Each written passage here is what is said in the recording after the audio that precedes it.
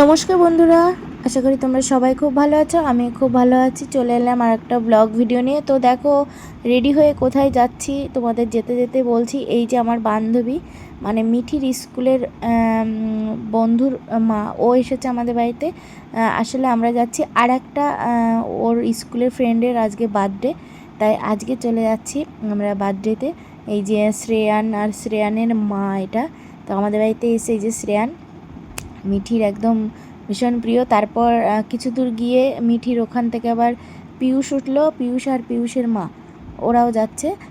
তো দেখো, এই যে হচ্ছে আমাদের যেতে যেতে আমাদের ওখানে যেতে বাদে, ওদের বাড়ির সামনে পাশে বিভূতিভূষণ বন্দ্যোপাধ্যায়ের জন্ম বাড়ি। এটা তোমরা দেখে নাও, আমাদের যে লেখক বিভূতিভূষণ বন্দ্যোপাধ্যায়, ওনার বাড়ি ওটা। তো দেখো, অনেক দূর ভেতরে যেতে যেতে মানে এদিকটা আমরা কোনো দিন আসিনি। তারপর বান্ধবীকে ফোন করলাম, ঈশানের বার্থডে আজকে, এই যে ঈশানের মাকে ফোন করলাম যে তাড়াতাড়ি আয়, আমাদেরকে নিয়ে যা, আমরা চিনতে পারছি না। তারপর ও এসে নিয়ে আমাদের গেল ওদের বাড়িতে। তো দেখো, বসে রয়েছি, খুব মজা করেছি, ভীষণ ভালো লেগেছে। এই যে শ্রেয়ানের মা আর এদিকে পিয়ুষের মা, আমরা বসে রয়েছি। আরও অনেকে আসবে, আরও অনেকে আসেনি, জানি না, তাদের হয়তো কোনো অসুবিধা ছিল তার জন্য আসেনি। অনেকেই ছিল। এই যে ঈশানের মা, ঈশান কাঁদছে, কারণ ও এই পাঞ্জাবিটা পরেছে, তার জন্য ওর গরম লাগছে, তার জন্য প্রচুর গরম ছিল। তারপর একে একে দেখো সবাই গিফট দিচ্ছিল। মিঠিও, মানে আমরা যে গিফটটা এনেছি ওটাও দিচ্ছিলাম ঈশানকে। তো ওর একটু মন খারাপ, ওই জন্য সেই থেকেই কাঁদছিল।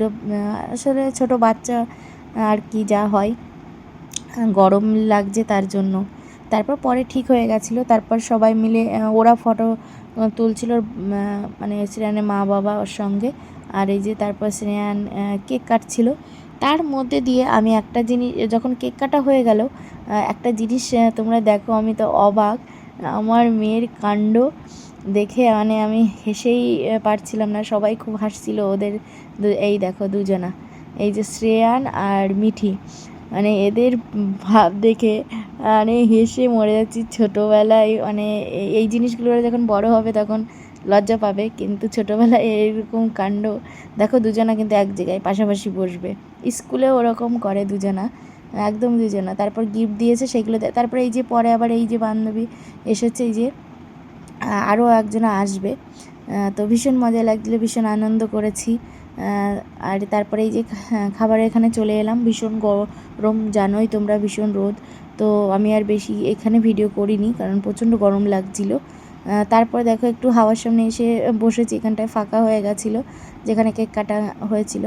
তারপরে এখানে আমি একটু ফটো টটো তুলে নিলাম। তারপরে এই দেখো, এই দুজন একই জায়গায়, মেয়েটি আর শ্রেয়ান। তারপরেই আমি কবিতাকে বললাম খুব আনন্দ হলো, আসি। তো ও বলছে ভীষণ ভালো লাগলো। যাই হোক, তারপর আমার মেয়ে, পিয়ুষ আর ঈশান, ওরা বেলুন নিয়ে নিয়েছে অলরেডি কটা। তা আমরা তারপর বেরিয়ে যাচ্ছিলাম। তো চলো বন্ধুরা, আজকের ভিডিওটা এই পর্যন্ত রাখি, গরমে আর ভালো লাগছে না। সবাই ভালো থেকো, সুস্থ থেকো, টাটা। পারলে একটু শেয়ার করে দিও।